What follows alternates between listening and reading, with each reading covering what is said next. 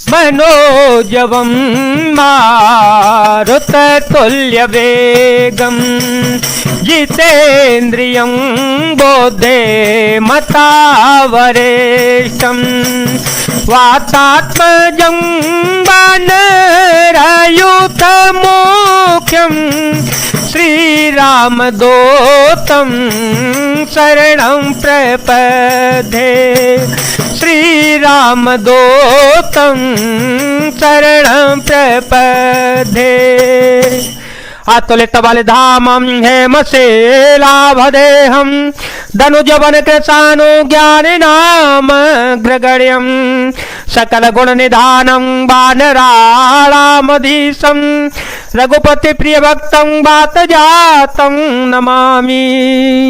जामवंत के वचन सोहाए सुन हनुमंत हृदय अति भाए तव लगी मोहि परीखे तुम भाई सहि दुख कंद मूल फल खाई जब लगी आवो सीतहि देखी होए काजू मोहि हरस विशेषी यह कही नाई सवहि कहो माथा यह कही नाई सवहि कहो माथा चले ओ हर सिंह धरि रघुनाथा चले ओ हर सिंह धरि रघुनाथा। जामबान के सुंदर वचन सुनकर हनुमान जी के हृदय को बहुत ही भाए। वे बोले, हे भाई तुम लोग दुख सहकर कंदमूल फल खाकर तब तक मेरी राह देखना जब तक कि मैं सीता जी को देख कर के लौट के ना जाऊं। काम अवश्य होगा क्योंकि मुझे बहुत ही हर्ष हो रहा है। यह कहकर सबको मस्तक नवाकर तथा हृदय में श्री रघुनाथ जी को धारण करके हनुमान जी हर्षित होकर चल पड़े। सिंधु तीर भूधर सुंदर कौतुक कूद चढ़े ताओ पर बार बार रघुबीर सभारी करके ओ पवन तनय बल भारी जय गिरि चरण दे हनुमंता जय गिरि चरण दे हनुमंता चले ओ तो गा पाताल तुरंता जिमिया मोगर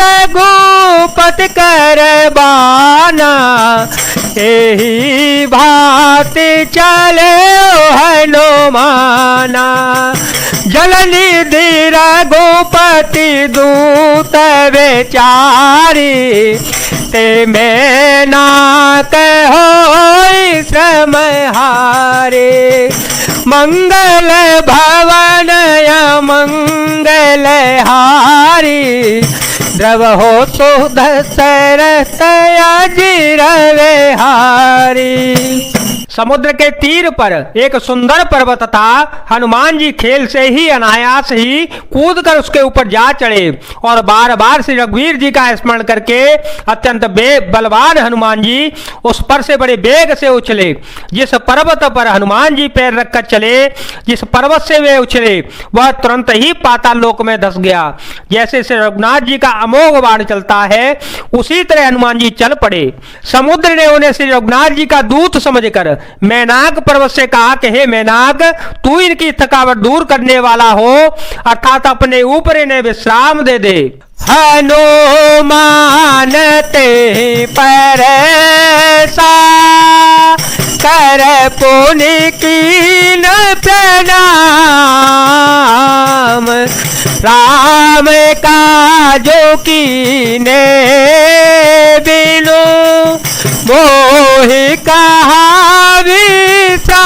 विश्राम मंगल भवन मंगल बलहारी। द्रव हो सो दशरथ अजिर विहारी। राम सिया राम सिया राम सिया राम सिया राम जय जय राम। हनुमान जी ने उसे हाथ से छू दिया, फिर प्रणाम करके कहा, हे भाई, श्री रामचंद्र जी का काम किए बिना मुझे विश्राम कहाँ है। जात पवन सुत देव देखा, जाने कहो बल बुद्धि विशेषा। सुरता नाम यही के माता, पटये आए काही ते वाता। आजू सुर मोहि दीन हारा, सुनत वचन कह पवन को मारा। राम काजू करे तेरे में आओ, सीता कहे सोधि पे भूई सुनाओ। देवताओं ने पवन पुत्र हनुमान जी को जाते हुए देखा। उनकी विशेष बल बुद्धि को जानने के लिए परीक्षार्थ उन्होंने सुरसा नाम के सर्पों की माता को भेजा। उसने आकर हनुमान जी से यह बात कही, आज देवताओं ने मुझे भोजन दिया है। यह वचन सुनकर पवन कुमार हनुमान जी ने कहा, श्री राम जी का कार्य करके मैं लौट आऊं और सीता जी की खबर प्रभु को सुना दूं। तब तब बदन पेटिया आई, सत्य कहो मोहि जानते माई। कवने हो जतन दे नहीं जाना, ग्रस से न मोहि काहे ओ हनुमाना। जो जन भरते ही बदनो पसारा, जो जन भरते ही बदनो पसारा। कपितनों की न दो गुण बेसारा, कपितनों के न दो गुण बेसारा। सोरह जो जन मुख ते ही ठयो, तुरत पवन सोत बाते भयो।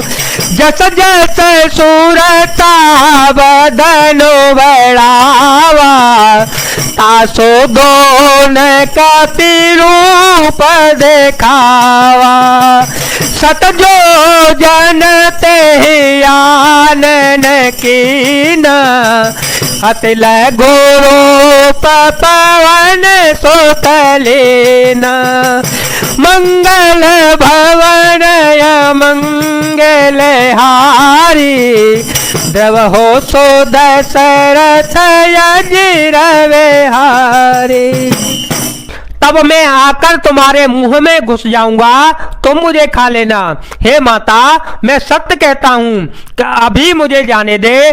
जब किसी भी उपाय से उसने जाने नहीं दिया, तब हनुमान जी ने कहा, तो फिर आ मुझे खा क्यों न ले। उसने योजन भर 400 कोस में मुंह फैलाया। तब हनुमान जी ने अपने शरीर को उससे दूना बढ़ा लिया। उसने 16 योजन का मुख किया। हनुमान जी तुरंत ही 32 योजन के हो गए। जैसे जैसे सुरसा मुख का विस्तार बढ़ाती गई, हनुमान जी उसका दूना रूप दिखलाते गए। उसने 100 योजन 400 कोस का मुख किया। तब हनुमान जी ने बहुत ही छोटा रूप धारण कर लिया।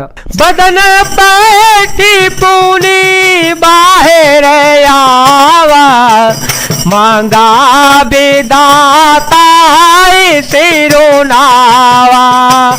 मोहि सुर जय लागे पठावा, मोहे सोर जय लागे पठावा।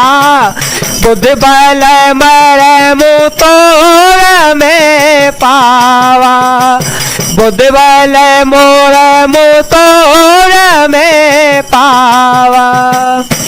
और वे उसके मुख में घुसकर तुरंत फिर बाहर निकल आए और उसे सिर नवाकर विदा मांगने लगे। उसने कहा, मैंने तुम्हारे बल बुद्धि की भेद पा लिया जिसके लिए देवताओं ने मुझे भेजा था। राम का जो सब करी हो तुम बल बोध निधान, आशीष दे गए सो हरस चले ओ हनुमान। मंगल भवन मंगल हारी गवाह सो दशरथ अजर विहारी। राम सिया राम सिया राम सिया राम सिया राम जय जय राम। तुम श्री रामचंद्र जी का सब कार्य करोगे क्योंकि तुम बल बुद्धि के भंडार हो। यह आशीर्वाद देकर वह चली गई। तब हनुमान जी हर्षित होकर चल पड़े।